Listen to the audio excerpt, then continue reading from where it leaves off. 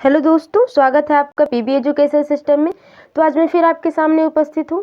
आज जो सीटेट का एग्ज़ाम हुआ है 18 जनवरी को, उसमें किस प्रकार के क्वेश्चन आए हैं और ख़ासकर सीडीपी और पेडागॉजी में किस प्रकार के क्वेश्चन पूछे जा रहे हैं, उन क्वेश्चंस के बारे में हम बात करेंगे। आई होप आप सभी लोग बहुत बढ़िया होंगे और पॉजिटिविटी से भरे हुए होंगे और आने वाले अपने सीटेट के लिए बहुत ही मेहनत से तैयारी कर रहे होंगे और आपकी सारी मेहनत सफल हो। आप जितना भी अचीव करना चाहते हैं अपनी लाइफ में, वो आप सबको मिले, ईश्वर से यही कामना करते हुए चलिए आज की वीडियो की शुरुआत करते हैं। तो देखते हैं कि आज सीडीपी में और ईवीएस में और हिंदी में और इंग्लिश के भी कुछ क्वेश्चन हैं, कहाँ कहाँ से क्वेश्चन का पोर्शन उठाया जा रहा है, कुछ नया है या बस वैसे ही जैसा अभी तक आपने देखा। जैसे 2 शिफ्ट बीच में 2-3 शिफ्ट आपके हार्ड हुए हैं। कुछ बच्चे, अब जैसे सारे एग्ज़ाम हार्ड ही हो जाते हैं जो बच्चे नहीं पढ़ के जाते, लेकिन जो बच्चे जो स्टूडेंट्स अपनी तैयारी करके जाते हैं, अपना सिलेबस कंप्लीट करके जाते हैं, तो मुझे नहीं लगता कि उसमें कोई प्रॉब्लम होती है। तो चलिए ज़्यादा टाइम वेस्ट न करते हुए शुरू करते हैं। तो आपको पता ही है, जो 3 ऑप्शन पहले देख रहा है ये तो आपको इम्पॉर्टेंट ही है। सारी वीडियो जितनी भी मैंने बनाई है आज 28 दिसंबर से लेके अब तक के जितने भी पेपर हुए हैं, सभी पेपर के जो है क्वेश्चंस और टॉपिक, क्या क्या किस प्रकार से क्वेश्चन मॉडिफाई हुए हैं, क्या नया आया है, तो उस तरह से क्वेश्चन मैंने बनाए हुए हैं, वीडियोस मैंने बनाई हुई हैं। यदि आप इंटरेस्टेड हैं तो आप चैनल पे जाके विजिट करें या मैं इस वीडियो के डिस्क्रिप्शन में उस वीडियोस के लिंक दे दूंगी, आपकी इच्छा होगी तो आप देख लीजिएगा, ठीक है। चलिए, तो ये जो 3 लोग हैं, कोहलबर्ग, वाइगोत्स्की और जीन पियाजे साहब, इन लोगों से क्वेश्चन पूछा जा रहा है 28 दिसंबर से ही। तो ये नई बात नहीं है, इनको तो आप लोग पूरा कंफर्म करके जाइए कि किसी भी प्रॉब्लम में आप न फंसे। खासकर जब बात हो रही है कोहलबर्ग साहब के जो इन्होंने नैतिक सिद्धांत दिए हैं, इसमें से आज जो क्वेश्चन पूछा था, मैंने कहा ना कि सबसे ज़्यादा क्वेश्चन कहाँ से पूछ रहा है, संभावित टॉपिक भी मैंने बताई थी, क्योंकि यही रेगुलरिटी है। जब एक बार पेपर बन जाता है तो कहीं ना कहीं उसी से घुमा फिरा के क्वेश्चन आता है। तो मैंने कहा था ना, गुड बॉय गुड गर्ल से क्वेश्चन आया है, बिल्कुल भी इस बार श्योर है कुछ लोग कि आया हुआ है गुड बॉय, अच्छा लड़का और अच्छी लड़की से, जो आपका दूसरे नियम का पहला स्तर है, ठीक है। कोहलबर्ग साहब के नैतिक सिद्धांत के दूसरे नियम का पहला स्तर है, जिसमें अच्छा लड़का और अच्छी लड़की की बात होती है। लड़का समाज में खुद को अच्छा बताने के लिए चीज़ों को, नैतिक चीज़ों को करता है, ठीक है। और सबसे ज़्यादा संभावित प्रश्न कहाँ से आ सकते हैं और कोहलबर्ग साहब के, तो वो हैं आपका पहला नियम का पहला स्तर, ठीक है, दंड वाले से, जहाँ बच्चा डर के चीज़ों को सीखता है या अधिगम को करता है। तो वाइगोत्स्की साहब, इनका पाठ समझ लीजिए, बहुत ही ज़्यादा इस टाइम फेमस है, यही आ ही रहा है, मतलब पाठ से ही क्वेश्चन पूछा जा रहा है, संभावित क्षेत्र से, जेडपीडी, ठीक है, जेडपीडी से क्वेश्चन इस तरह से घुमा फिरा के पूछ रहा है। डायरेक्ट क्वेश्चन अभी भी देखने के लिए नहीं मिलेंगे। फिलहाल जो कल का एग्जाम हुआ है उसमें डायरेक्ट क्वेश्चन वाइगोत्स्की साहब के जेडपीडी से और पांच से क्वेश्चन पूछा गया था, लेकिन अब तक जितने भी पेपर हुए हैं सीटेट में, पूरा घुमा फिरा के क्वेश्चन पूछ रहा है, पूरा पेडागॉजी सेशन को पूरा अंदर से टटोल के क्वेश्चन पूछ रहा है। तो बस आपका बस ये होना चाहिए धैर्य, उस टाइम धैर्य रखिए और जब भी आप प्रश्न को पढ़िए तो बहुत ही ध्यान से पढ़िए, क्योंकि आपके पास टाइम पर्याप्त होता है और बहुत ज़्यादा प्रॉब्लम नहीं होती। आप बस सीडीपी और मैथ के लिए थोड़ा सा टाइम टेकिंग चीज़ें हो जाती हैं, वरना सब बढ़िया है, ठीक है। जीन पियाजे से आप इस बार जो है साम्य धारण से क्वेश्चन पूछ दिया, आपका साम्य धारण से पूछा है और समायोजन से पूछा है, समायोजन से क्वेश्चन पूछा। लेकिन अब तक हम क्या बता रहे थे, अब तक जितनी भी वीडियोस बना चुकी हूँ जीन पियाजे पे, मैंने यही कहा है कि सबसे ज़्यादा क्वेश्चन किस अवस्थाओं की बात करी जाए तो अवस्थाओं में पूछता है आपका मूर्त संक्रियात्मक अवस्था और पूर्व संक्रियात्मक अवस्था, कभी कभी अमूर्त संक्रियात्मक अवस्था पूछ देता है।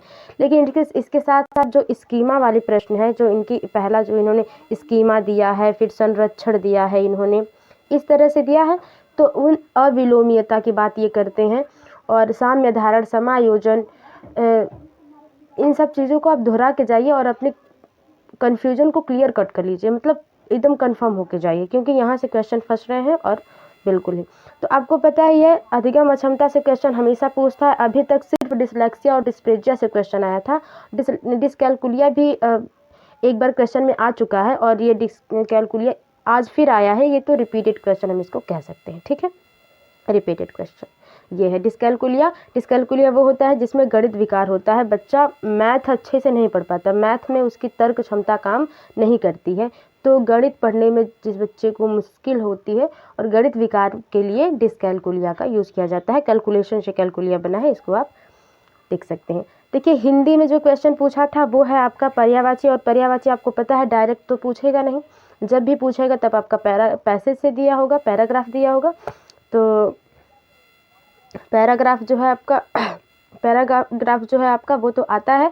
फर्स्ट पेपर की बात करें तो एक ही पैराग्राफ आता है, लेकिन सेकंड पेपर की बात करी जाए तो 2 प्रश्न आ जाते हैं इसमें हिंदी में, और एक आपका पद्य से दे देता है और एक आपका गद्य से दे देता है। लेकिन इंग्लिश की बात करी जाए तो इंग्लिश में दोनों जो पैसेज आते हैं पेपर 2 में, पेपर 2 की बात हो रही है, उसमें लिटरेचर से ही आता है और बहुत ही लेंदी होते हैं जो उसके पैराग्राफ होते हैं। और पैराग्राफ को किस तरह से सॉल्व करना है, इन वीडियोस को आप देखना चाहते हैं तो आप जाके चैनल पे ज़रूर विजिट करें, आपको वीडियोस मिल जाएंगी।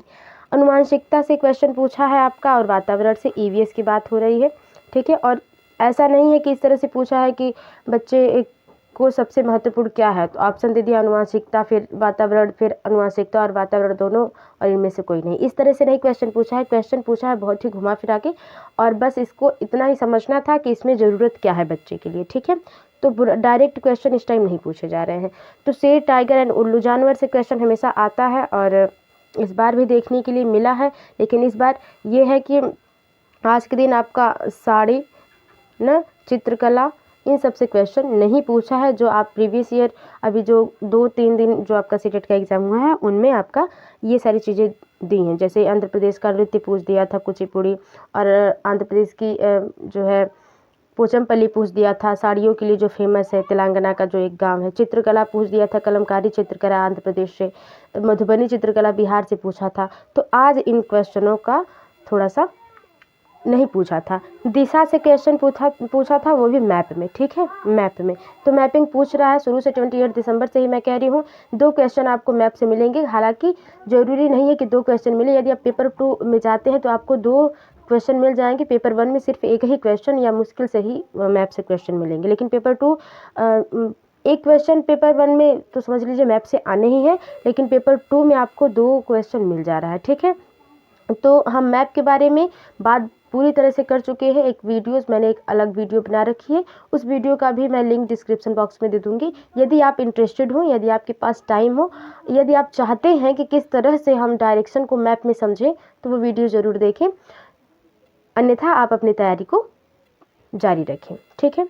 बहुभाषिकता क्वेश्चन आपको पता है, मल्टीलिंगुअल की बात हो रही है। मल्टीलिंगुअल तो कुछ ऐसे वर्ड हैं जिन्हें आपको बिल्कुल ही याद रखना चाहिए। तो मल्टीलिंगुअल बहुभाषिकता की बात हुई तो वे इंग्लिश में भी पूछेगा, ईवीएस में भी पूछेगा, सीडीपी में पूछेगा, मतलब कहने का मतलब है 5 सब्जेक्ट में ये पूछेगा, तो इसको तो इग्नोर ही नहीं करना है। और यानी ईपी, एनसीएफ, ये तो आप समझ लीजिए सदाबहार टॉपिक्स हैं जिन्हें आपको याद ही रखना है। ये समझ लीजिए ये 3, जिस तरह से सीडीपी में जीन पियाजे, वाइगोत्स्की, और इस टाइम जो है आपके ये लोग फेमस हैं, इस टाइम बहुत ज़्यादा इन लोगों से क्वेश्चन आ रहा है ना, जीन पियाजे से, वाइगोत्स्की, कोहलबर्ग साहब से। तो इसी तरह बहुभाषिकता, मल्टी लैंग्वेज, और एनसीएफ, एनईपी और भाषा अधिगम, भाषा अर्जुन समझ लीजिए बहुत ज़्यादा इससे क्वेश्चन बनेगा ही, क्योंकि पेडागोगी सेशन ही सीटेट है। तो इसीलिए आप लोग इन चीज़ों को तैयार करके जाइए। आई होप आप जब अपना एग्ज़ाम अगला देने जाएँ तो आप अपने एग्ज़ाम में बेस्ट कर पाएँ। तो चलिए, ये थे आज के क्वेश्चन और टॉपिक्स। और क्वेश्चन की बात करूँ मैं तो क्वेश्चन मैं ऑलरेडी बना चुकी हूँ, जिस पे बहुत ज़्यादा संभावित प्रश्न पूछे जा रहे हैं। यदि आप इंटरेस्टेड हो तो जाके वीडियो देखिए। तो ये थे आज के जो है आपका 18 जनवरी का जो है आज का ये टॉपिक था। और बहुत से बच्चे भी बहुत क्लियर नहीं बता पाए हैं, लेकिन हाँ, जहाँ तक समझ में आ रहा है उन लोगों को वहाँ तक उन्होंने बताया है। और आई होप आपके लिए ये हेल्पफुल रहा होगा। यदि वीडियो थोड़ी सी भी आपके लिए हेल्पफुल रही हो तो वीडियो को like, share and comment box में ये बताएं कि आपको वीडियो कितनी हेल्पफुल लगी और आपको वीडियो कैसी लगी। और अगर आप चैनल पर नए हैं तो चैनल को सब्सक्राइब करें और बेल आइकन को भी प्रेस कर दें, ताकि मेरी आने वाली अगली वीडियो आप तक पहले पहुंचे। और आपसे जुड़कर मुझे बहुत अच्छा लगता है। आप अपनी जो है प्रॉब्लम्स को, या जो भी आपके मन में इस वीडियोस को देखने के बाद सवाल है, आप कमेंट बॉक्स में ज़रूर करिए। मिलते हैं आपसे अगली वीडियो में, तब तक के लिए bye bye and take care. And आप इसी तरह मेहनत करते रहिए, सीटेट में इस बार एकदम सीटेट को क्लियर कर लीजिए। चलिए मिलते हैं आपसे अगले वीडियो में।